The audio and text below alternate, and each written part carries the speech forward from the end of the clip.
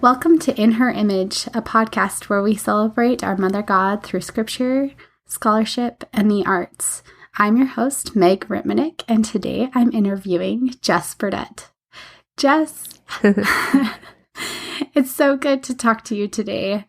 I know that you're soon going to be having a baby, and so we thought it would be a great time for us to kind of go over what your pregnancy experience has been like this time around, and some different things that are inspiring you right now and that you've done to help prepare for this birth in more of a spiritual way. And so, with no further ado, Jess, I would love to kind of hear about that if you wouldn't mind sharing. Thanks. This is a fun opportunity.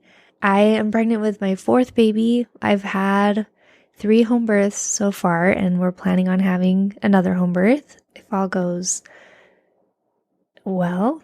I have a midwife. I had my third baby in the water in a birth tub, and that was amazing. We're going to have a birth tub again for this birth.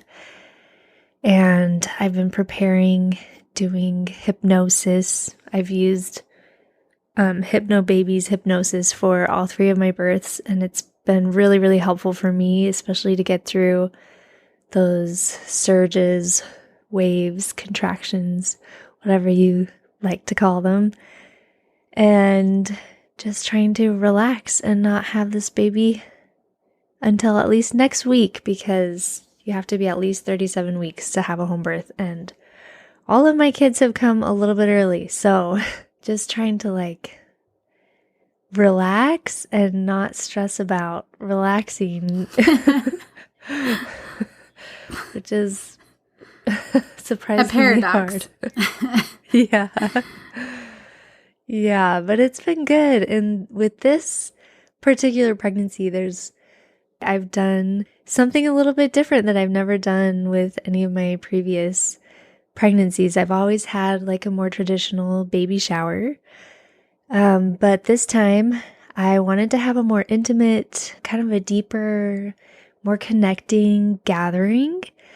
And so I actually planned one of these, a birth circle, for one of my friends this summer who was giving birth. And it was so soul nourishing and invigorating and beautiful, this beautiful connecting experience where all of the women who came got to really honor and support and love on this woman as she prepared to give birth. And then we did a couple of ceremonial type things that really connected us to her and helped us to think about her in the days leading up to her birth and during her actual birth time, which was just so sweet and powerful. And I wanted that too. So I asked my friends to do one for me too. And we got to do that. So that's the specific thing I'd like to share about in this episode. And I know you've been to some of these types of gatherings as well. And so we were hoping to share some ideas of ways you can incorporate different ceremonies and practices into women's circles, birth circles, any time of transition or milestones in life, just to kind of honor those sacred times in our lives. Mm-hmm. So I know a lot of people are craving these types of gatherings for, what's it called? When you have your first period? Yeah. Your rites of passage, right? Honoring female rites of passage.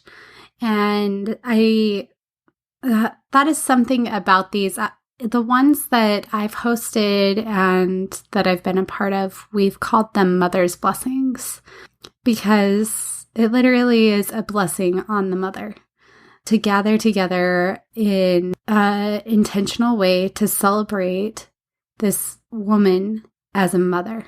And really, that is the full intention, is just to nourish her, help her feel supported and surrounded by community, celebrated as a mother, which we don't do a lot in our society. We don't celebrate motherhood enough. And I really feel like after I started going to these mother's blessings, I actually started appreciating being a mother so much more because I was participating in this experience, which was a huge celebration of motherhood and honoring motherhood and honoring the mother, each individual, and also like recognizing our mother in heaven in these mother's blessings. So I feel like they are so important to any woman that's going on the journey of becoming a mother, to help honor her and hear and see her fully. And that's what I feel like is really beautiful about these. What was your favorite part of your mother's blessing? What in different terms are used for it? So you called it a woman's circle, right? Yeah, birth circle. Yeah, a birth circle. Okay. I love that too. That's beautiful. But what was your favorite part of it? That is a hard question, but I'm going to encapsulate multiple elements of the birth circle by using one word, which was my favorite part were the words. There were multiple things shared through language that were really meaningful to me personally. The women who attended were invited to bring poems by the host, and they shared poems about birth and motherhood and the divine feminine. And we also had like a song circle where we sang village songs about, ancient village songs about birth. And that was really special.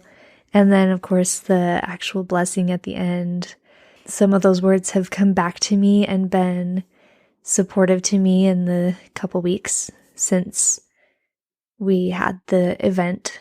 And so that's what I value the most, I think. But that's a sneaky way to include multiple parts. Yeah. Because I just loved so much of it. Well, I kind of want to dive into that a little deeper. I would love for you to share some of the poetry that was shared on the podcast today. But before we get to that, I wanted to ask, what does the actual blessing look like? How did you participate in that? Because I've seen it done in a lot of different ways. And so I'm just curious if you were going to kind of describe what that was, what would that look like? So at this gathering, we did the blessing at the end, and I sat on the floor, and I invited everyone who was there to circle around me and to place a hand on me anywhere. So some had a hand on my back or on my arm, on my knees, on my feet, and they each took turns going around the circle. And the way I worded it, because I didn't want anyone to be uncomfortable and I wasn't sure how they would feel about the word blessing. Mm-hmm. I don't know if any of them would think that's too close to, like a Melchizedek priesthood blessing. And I just didn't want to make anybody feel uncomfortable or unsafe. And so I just worded it as, I invite you to share with me your well wishes for me as I prepare for this birth, and what you envision for me, what you hope for me, or just any words you would like to share. And I asked my friend to start, who I know has participated in things like this before, and we went around the circle so that my friends who were there, who I hadn't had as many experiences like this with, got to kind of see how everybody else did it and then go last, so that hopefully they were more comfortable. And it went so well. And I loved having people touch me while we did the blessing. I know not everybody loves physical touch, but my sister described it well. When I was telling my sister about this experience, she said it's like anchor points, like they're anchoring in the words that they're saying by physically touching you. And I love that description. So for me, that was an important part of it, was to like feel their strength Yeah. coming through me. Yeah. That's amazing. I wanted to touch a point on that because some people maybe aren't great with their words, but they're great at filling from their heart center. And they can send you all the intentions of their heart through an energetic exchange by just touching you, maybe even more powerfully than words could communicate that love that they truly have for you. And so I think that that is a really beautiful part of a mother's blessing. I wanted to describe some other ways that I've seen it done. I've seen women bring little offerings. So one mother, she asked for every woman to bring a bead. And then with the bead, everyone went around and just said what they wished for this mother. And that was the blessing. And she strung the beads and she wore those beads while she was giving birth. I've had mothers ask for crystals, like everyone bring a little rock. And that rock then is infused with the love from that individual and the hope and dream that they're infusing into it. And she had those at her birth. I've also heard of other people doing like herbal sits things. So they'll bring like Epsom salt, and then each person will bring a different herb or like flower that's dried and put it in it. And then the mother can soak in that after the birth is done. Ooh. So they'll have like a big bowl of the Epsom salt, and each person will put an herb in as they are sharing their blessing for that mother. I love that. And then I've seen it done the way you described. I've also seen it done where everyone wrote out their blessing and they could actually read it to the mother. And that mother in particular, I loved hers because she actually asked for everyone to bring a candle that she could light during her birth because she loved like the feeling of candlelight and felt like it would help her birth in like a calm space. So, okay, I have another candle idea.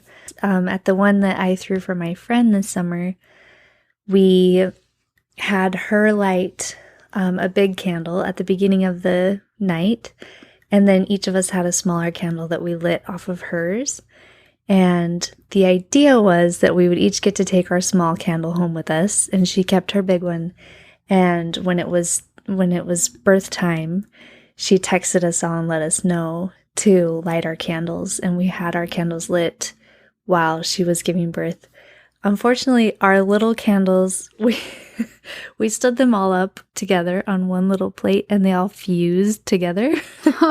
So it didn't work quite as we planned, but we still just lit our own candles at home while she was birthing, and we're like sending her good intentions and thinking about her. So that's another fun way to incorporate candles. yeah, I love that. I love the idea of setting up for a mother that you feel connected to and that you want to bless while she is going through her birthing process. Setting up kind of an intentional altar of just love to send to them. I did this for my sister who was in a different state when she was giving birth, and I sent her pictures and had my candle burning all day and just had like little cards of love that I was sending to her as she was giving birth. And I think that's a beautiful way to be able to support women in your community and in your circle of friends that maybe you can't actually serve in person as they're going through their birthing year. So what are some ways you've seen these birthing circles start and the process of them? So different things that you've seen done aside from what we just talked about. So the first one was we started with lighting the candles, and that was a good way we also turned on some music, and that was nice to kind of set the ambiance first and kind of get everybody just together. At mine, we had some people who didn't know each other yet. I kind of had two different groups of friends in attendance. And so we started with food, which I thought worked really well. We all just sat around my friend's kitchen table with a plate of food. And it was very casual, just mingling and getting to know one another, which I felt ended up being important for everybody to feel safe and connected and to find, commonalities. And so that was good to just kind of chat and kind of break the ice a little bit. And then we moved over into the living room where we did our songs and all the rest of the activities for the event. How about you? What other ways have you seen these?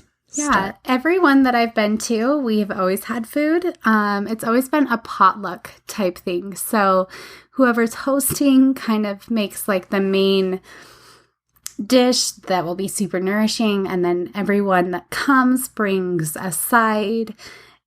I feel like food is an important thing because then everyone has a full belly and is feeling good.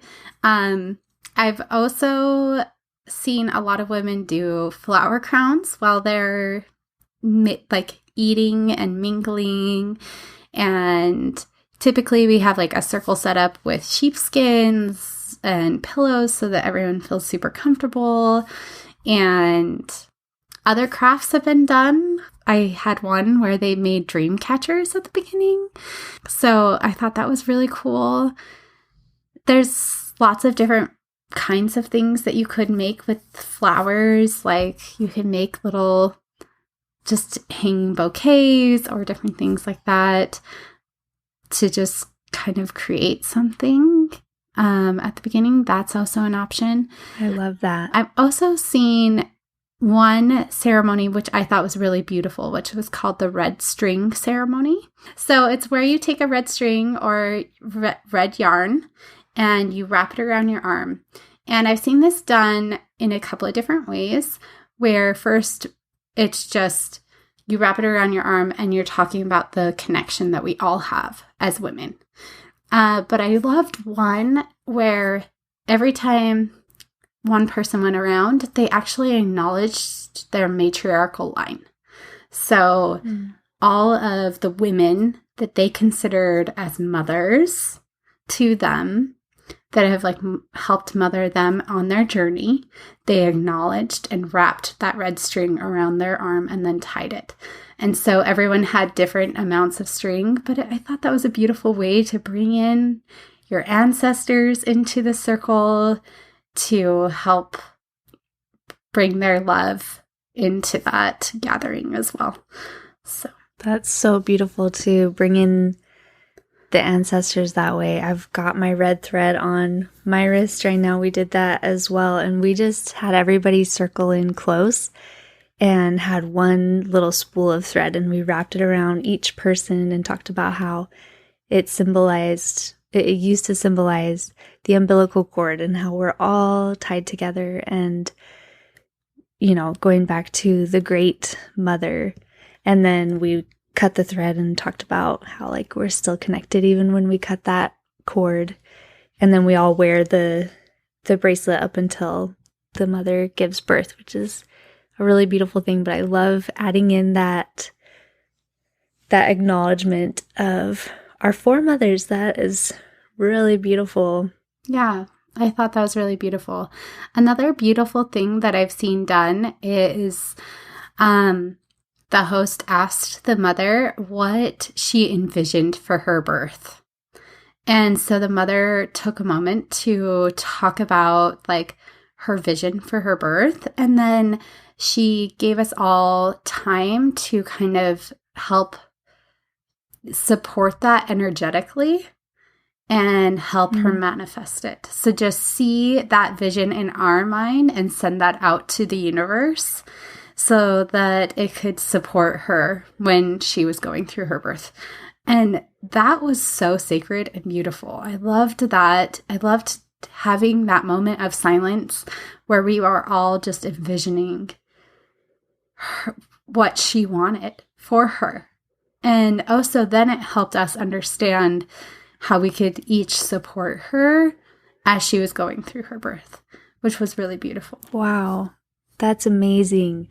One thing that I love about doing a more intentional birth circle like this is that it connects you not just for that night, but all the way up through and beyond the birth. Like, you often create this little community with the group that's there, and you're texting and you're supporting each other and saying like, okay, how are you doing? What's the update? You know, like, how can we help you this weekend? And then, of course, the celebration of, okay, it's my birth time, and all being there together. And then afterwards, it feels like a safe place too for the mom to kind of ask questions or say like, hey, we're struggling with this. Like, do you have any ideas? And it becomes so much more supportive and nurturing. And so I love that, being able to hold space for the birth story that this mother hopes to create, and kind of helping co-create that just by like energetically sending good intentions towards them. It's just so powerful how much we really can support each other beyond just the ways that we're used to, I guess. Yeah, absolutely. I think after you go through an experience like that where you connect to each other so powerfully, it sticks with your heart and with your mind, and you don't forget about that person. You are a part of their journey at that point. And so as a person supporting other women in their birth journey, you just become more hyper aware and more, it just becomes so easy to serve that mother that is about to go into birth. Whereas someone that you're not as connected to and that you haven't had that experience with, it's hard to minister to that person, you know? But when you have that close connection, it's so easy to just be a part of their life and to want to serve them and to want to bless their life in whatever ways you can.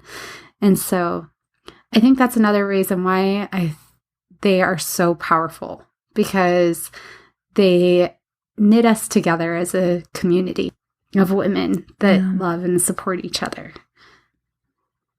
Absolutely. And it probably, I haven't gotten to this point yet, but it probably feels like they're with you in the moment when you're giving birth, because you know you have their support and love, and that they've, you know, invested in this birth with you. And so I can imagine it only adds more power and all the good things to the actual birth time. Absolutely. To have done this. And I've been to quite a few birth circles where maybe only 2 people had ever participated before, and everyone else had only gone to baby showers. And I know the mother that was having the baby, she had been to other birth circles, but she really wanted to introduce her family members that had never been to anything like that before to this idea. And at the end of it, all of them were saying, this is so much better than a baby shower, because you actually connect heart to heart. It's so meaningful. Yeah. So anyone that feels like, I can't do this, I don't know how to, just find one friend that can be on your side, that can kind of formulate it. There are scripts. Like, I will attach a script. I wrote my own script to do one for my sister, because I was so nervous about hosting it myself. And I had observed and seen so many, but I just wasn't sure if I felt like I could do it. So if you feel like you really want to do one for someone, or you want one done for yourself, I will provide that for you so that you can use it. And also, I love that. Yeah, I think we should include maybe some links to music that is great to use in these mother's blessings, because music is such an important part of them. there's always at least 10 to 20 minutes of just singing together. And the songs are fairly easy if one person kind of knows the tune or even just the words, and you can just do it to rhythm if people don't feel familiar with the tune. And so there's lots of different ways to do that. But Jess, what were some of your favorite songs that were sung at your mother's blessing? So I had never heard any of these songs before my own birth circle, but I have a friend who goes to song circles every other week and has learned some of these. So she was able to pass out the lyrics to all of us, and she encouraged us to drum just on our own bodies or to shake things that we found in the kitchen that could make some instrumental noise. And we sang these village prenatal songs, Precious Child of the Universe, You Can Call Your Baby Home, Your Body Knows the Way, and Circle of Women. And I loved all of these songs. Most of them, like you said, they're pretty simple and rhythmic. And you don't have to include music, if you don't know anybody who can kind of lead the songs. Although I wonder if there's songs like this on YouTube that you could look up and learn how the tunes go. But it was a really special part of my birth circle to just all sing together. And if we sang a song a few times, we kind of got the hang of it, and we started introducing harmonies and getting more comfortable with these songs. And then later in the night, we wanted to sing one of them again. And it was really beautiful. So I'm sure there's a lot more, but those are the only 4 that I have been exposed to so far. Well, I love that. I think we should also include the name of those songs in the show notes. I also have a Mother's Blessing playlist on Spotify. Some of the ones that I have on there are I Release Control by Alexa Sunshine Rose. There's A River of Birds. Just a lot of really beautiful ones. But anyway, I think that even listening to those songs preparing for birth are great options to listen to just to honor your womanhood and this journey that you're going on as a mother. And music is a really beautiful way to bring that in. One way I've seen my friend introduce the song section was by having everyone just say "ma" together. And she talked about, I thought this was super impactful. She talked about how "ma" is usually the first word that every child says. And that was so spiritual to me to recognize that and just have it said. And then all of us chant "ma" together in like a deep, long breath, right? Like you would do if you were meditating. It was really, really cool way to start it out. And I've also seen different friends bring drums and tambourines and different instruments like that are kind of percussion-y to use during the singing period, which is really fun. Yeah, I think that instruments kind of help you loosen up and get into it a little bit more. Yeah, for sure. Something that's also really powerful is if someone does have a drum and the mother enjoys just the feeling of vibration, to play drums over the mother, if that's something that she would enjoy. That was something anciently that women did, was to play drums, and it was a spiritual practice anciently. And so it's kind of fun to reclaim that practice in these circles if that was something that you wanted to do as well. So with that said, you had told me that some of the poetry that was shared was really beautiful. I was wondering if you would mind sharing some of that poetry with us tonight. Okay. First, I will read a couple poems that were written by my friend Olivia Flinders, and then I'm going to insert some audio clips of some of my friends reading their poetry that they brought. Thank you so much to Kate and Larissa and Olivia for these gorgeous poems. The Waves by Olivia Flinders. Pain comes in waves before birth. The waves move by the force of the moon. The moon comes and goes by the light. The light shows us goodness. The goodness shows us darkness. The darkness shows us ourselves.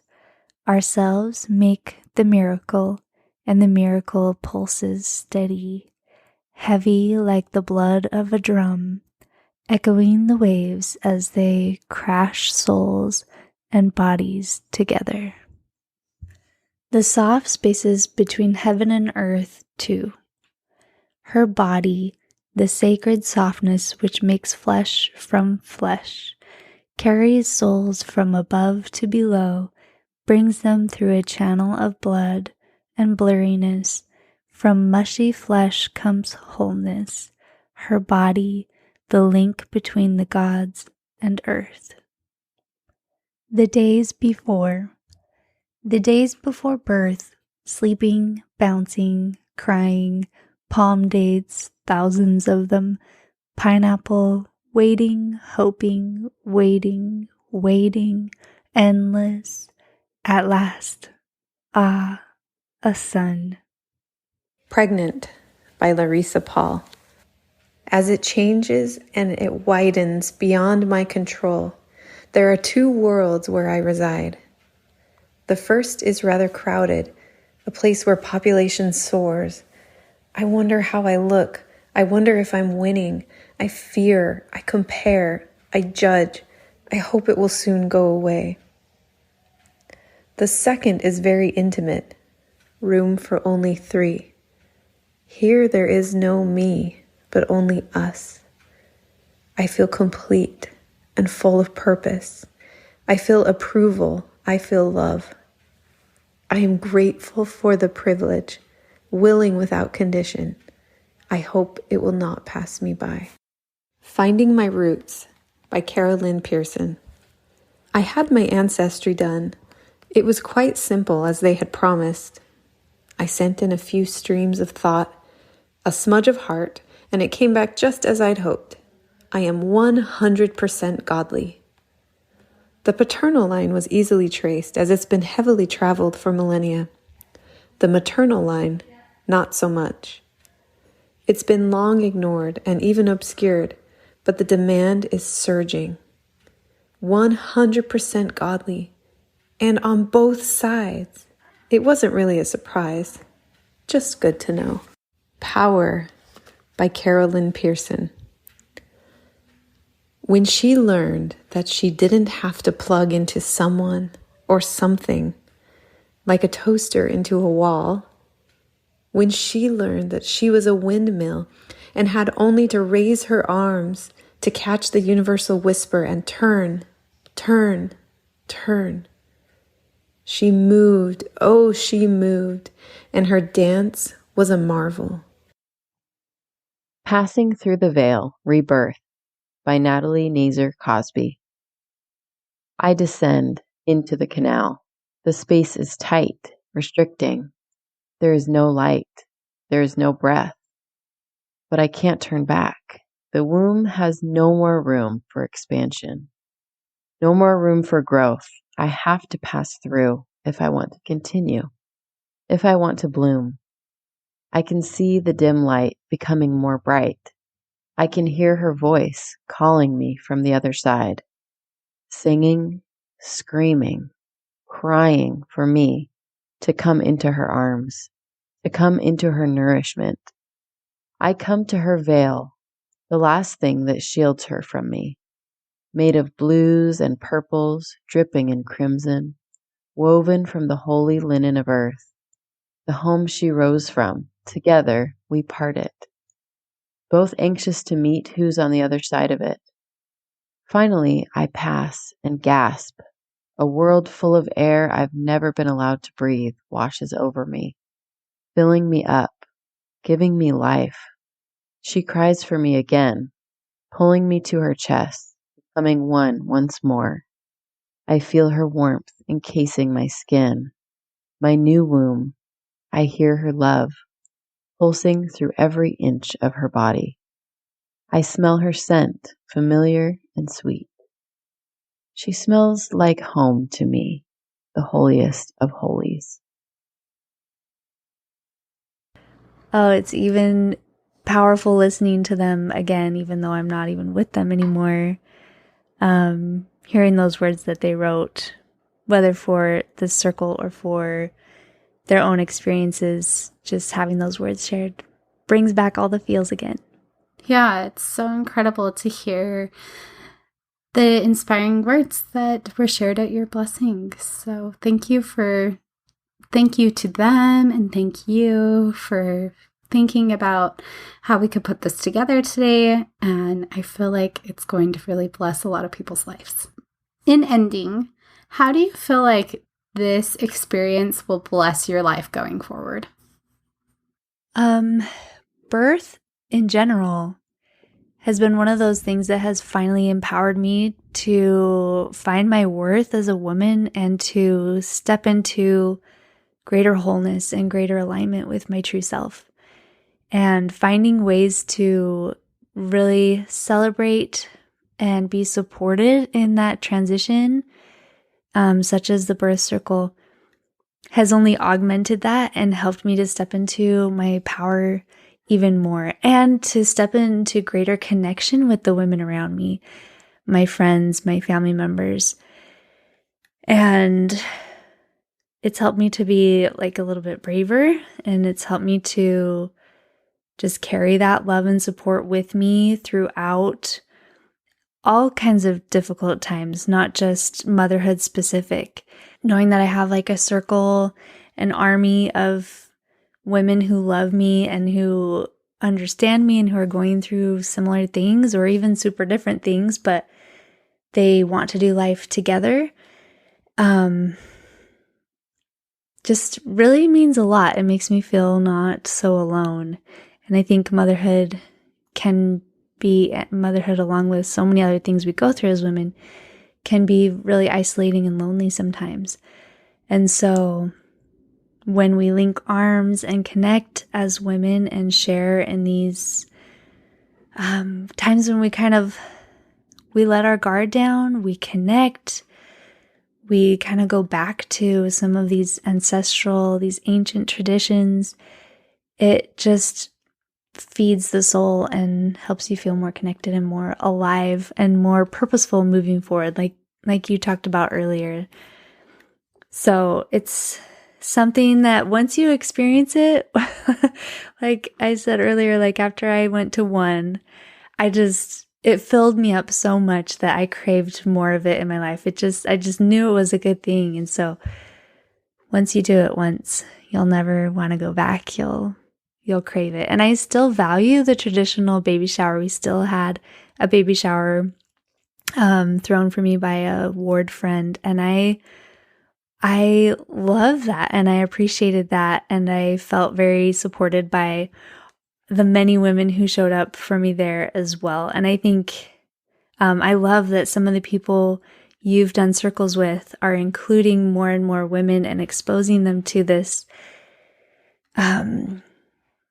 this deeper way of nourishing each other, because I think it's something that a lot of women crave, even if maybe they don't know it yet. So yeah, hopefully this episode has inspired people, whether you're giving birth or you know someone who's giving birth, or you just want to create a different type of circle to, maybe meet monthly or to celebrate a different time of life. But it can just enrich your life so much. Yeah, absolutely. And we just had this episode about the maiden, the mother, and the crone. And I feel like each one of those are rites of passage and should be celebrated. And as we celebrate our female divinity within us and the processes that we go through as we grow and we learn and we expand, we should celebrate those things. And we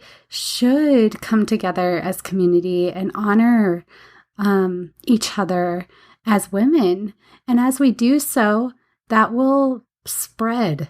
That will spread throughout our larger communities, and honoring womanhood and recognizing how valuable it is to be a mother will become part of mainstream society, which it is not right now. And so I feel like these kinds of things are actually really important to create change in the world. I don't know. I want to share like my own personal experience. As a teenager, I didn't see that mothers were honored. I didn't see that they were respected. I didn't see that they were cared for. So I had no desire to be a mother whatsoever. And when I became a mother, I resented it because I wasn't honored and because I wasn't respected and because I felt worthless. But then participating in these circles changed that for me. It created a full 360. I finally saw that motherhood is respected. And I finally saw that motherhood is honored. And it was through these circles that I saw that. And as I saw that, I recognized that I was important as a mother and that I had an important calling to fulfill, and that I was surrounded by a community of other people that honored mothers and also recognized their divine potential. And so I feel like it's a really important practice to do. Thanks for sharing that. That's so amazing what a change you've seen just by participating in these, really quite simple practices. And I just want to say, if anybody's listening and feeling sad because you don't know if you have anybody who would put together one of these for you, I just have to say, if you crave it, create it. Be brave. If it's something that you want, then put it out there into the world. And I guarantee you that there are people around you who want it too and who will rally around you and support you. You can be the first one. Yeah. And you won't regret it. Absolutely. And I also will add it there that if you have already had children, you're at the end of your journey, or maybe you don't have children, but you want to still celebrate your your womanhood. There are ways to do that in the similar types of approaches as that we've talked about tonight. And so I've seen even a mother come to like the end of her journey and do a mother's blessing on her as like a mother from that point on. And she wasn't going to have a baby, but she needed to feel surrounded by community. She needed to have that support. She needed to feel the love of other women, and she needed a blessing. She needed blessings for her life. And so we still did one for her, and it was beautiful. And I think that it's important to recognize that that is something that doesn't have to happen at a certain point. It's not something that is like, oh, I can't do that because I'm not having a baby. There's lots of different ways to celebrate our feminine potential. Absolutely. And sometimes it's the end of an era that we celebrate. I've been to a uterus funeral before for a friend who had a hysterectomy, and it can be a time, there's so many times of whether it's mourning, celebrating, a combination, where we can gather together and just support each other. So whatever it is you feel like you need or want support through, ask and create it. Yeah. Well, Jess, thank you so much for coming on the podcast today. I'm so glad that we got to talk to you one last time before you have this baby. And I hope that you have a wonderful maternity leave and that your experience bringing this new soul into the world is a beautiful one, and that you're able to feel Heavenly Mother handing you that beautiful spirit through the veil. Thanks, Meg. I really appreciate it. And I will be thinking of you all and listening to the podcast and excited to come back.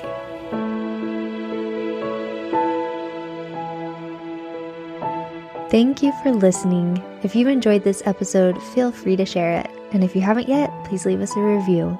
If you'd like to support the podcast monetarily, you can make a monthly donation at anchor.fm/inherimage. We hope you'll tune in next Sunday for another inspiring episode.